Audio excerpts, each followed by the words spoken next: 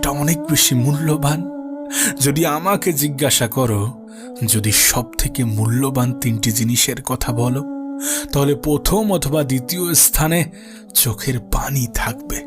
হ্যাঁ, চোখের পানি। আর মূল্যবান জিনিস কখনো সস্তা স্থানে ব্যয় করতে নেই, কোনো সস্তা জায়গায় ব্যয় করতে নেই। আমি জানি না তোমার জীবনের সমস্যাটা কেমন, আমি জানি না কি তোমার দুঃখের কারণ, কিন্তু বিশ্বাস করো, সময় পরিবর্তনশীল। সেটা ভালো সময় হোক অথবা খারাপ সময়, যে কোনো সময়ই পরিবর্তনশীল, যে কোনো পরিস্থিতি পরিবর্তনশীল। একটা কথা মনে রেখো, খারাপ সময়ে নিজের বন্ধু হওয়াটা ইম্পর্টেন্ট, নিজের বন্ধু হওয়াটা অনেক বেশি গুরুত্বপূর্ণ। এর কারণ কি জানো? কারণ ভালো সময়ে তো সবাই পাশে থাকে, কিন্তু খারাপ